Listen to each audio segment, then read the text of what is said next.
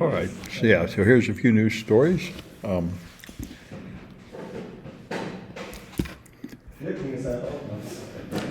So Putin is really trying to put Trump back in the White House, and they're making up social media posts about outrageous things that they pretend that Kamala has done. They have one where they pretend her supporters attacked a bunch of Trump people at a rally, and another one where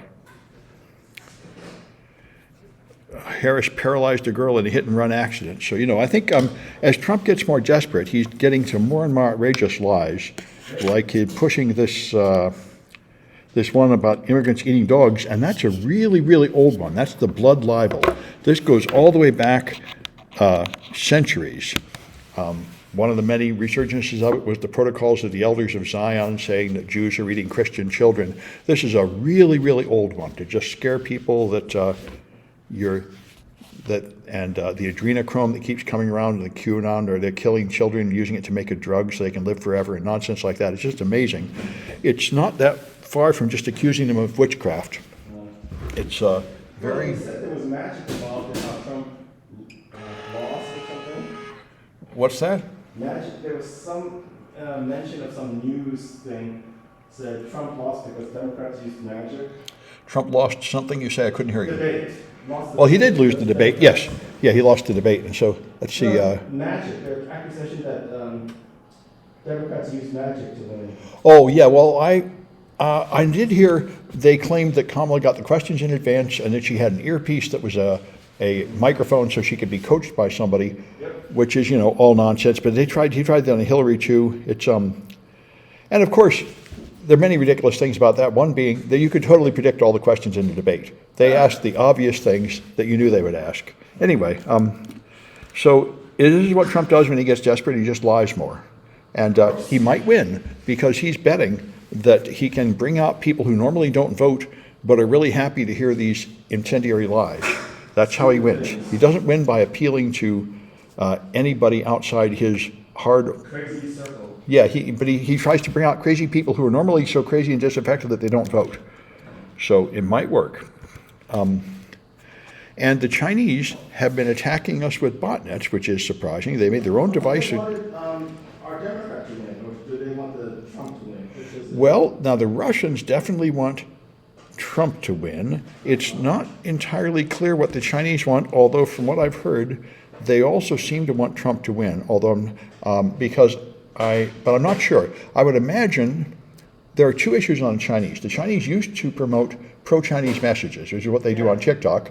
But also I think they want people to go against Taiwan so they can invade Taiwan. And I do not think it is clear to them which president would let them take Taiwan, although probably Trump would more than Kamala. But anyway, I'm surprised the Chinese are in fact meddling in our election. And anyway, they had their own botnet, and after the FBI started taking it over and understanding it, they took it down themselves. They're called Flax Typhoon. There's another Chinese group with a similar name that was taking over our water plants and electricity plants. So anyway, Chinese are definitely hacking us, but I think they're considered far more clumsy than the Russians. The Russians are real experts at disinformation and social engineering, essentially. They've been doing it for a very long time. They know how to play dirty more than anyone else, basically. Yes, and that's right. They know how to use disinformation and propaganda very effectively. Now let me check to see. I can see from here. Good. No comments immediately on the Twitch. All right. So Microsoft shreds 2 million hard drives a year. They grind up the whole hard drive and throw it away. And now they realize that's really wasteful because for data security, the only thing they have to do is destroy the platters. But they could reuse the circuit boards and the magnets and stuff. So they're now building robots to take apart the hard drives. Hard drive and store something else? What's that? Couldn't you just reuse the hard drive to store something else? I understand don't. That part of the bullshit. I don't know. I think no one. I think no one wants to. Store some other stuff. Yeah, I think for some employee or whatever. Also, it doesn't leave the company. I don't think. Yeah, I don't think anyone ever wants to do that because they're never sure they really got rid of the old data on the hard drive.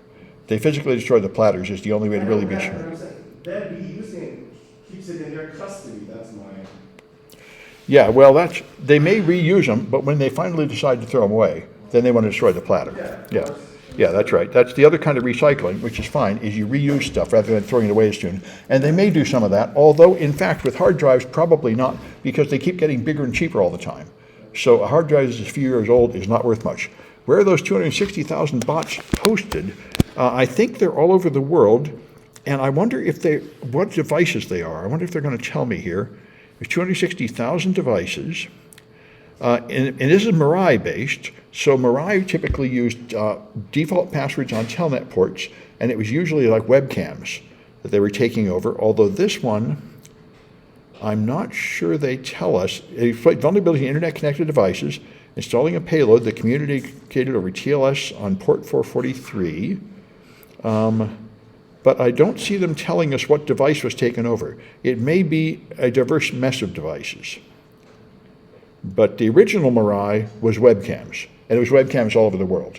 And I imagine this is vulnerable devices all over the world. No one dares to hack Russia. Like some stupid hacker said, I'm better than the rest of them, and some criminal says, I'll hack the Russian network. They do have attacks in Russia. I see it come by occasionally in the news. The Ukrainians are hacking the Russians like crazy right now, for example. They're hacking their TV stations and broadcasting pro-Ukrainian messages and such.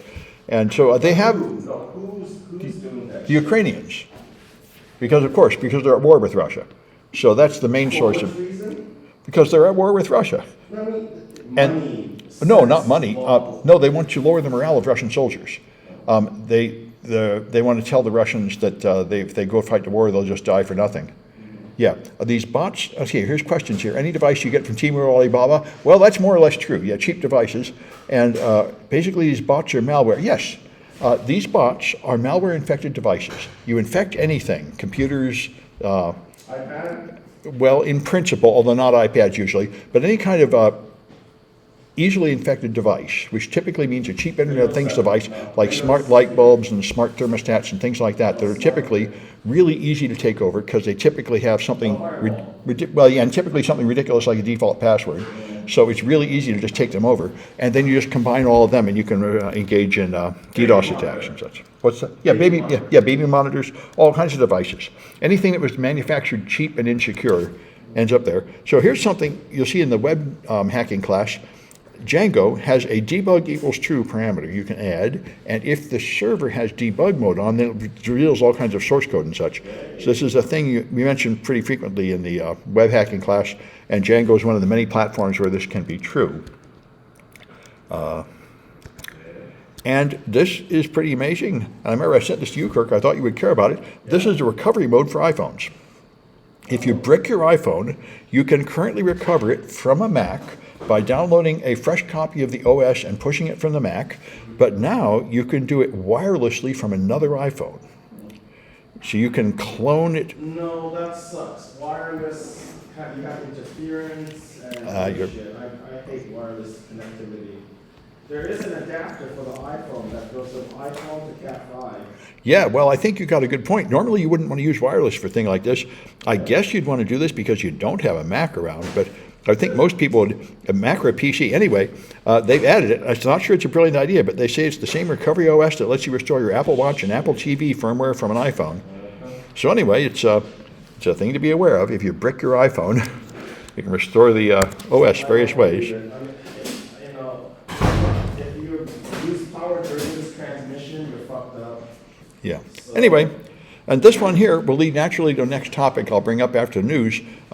Elon Musk is going to sue the FAA because the feds are going to fine him $600,000, and he's going to argue that this is regulatory overreach, and this may be something you people want to argue about adding classes. The point here is they told him that he had to, failure of company to comply. What they told him was he wanted to use a different technique of launching his rocket. So he asked for permission, and they didn't answer the question for months, so he just did it without permission, even though it turned out to be okay. And so he claims it's because you guys didn't do your job, didn't answer the question, and I'm not going to wait around forever for you incompetent people to make up your minds about something.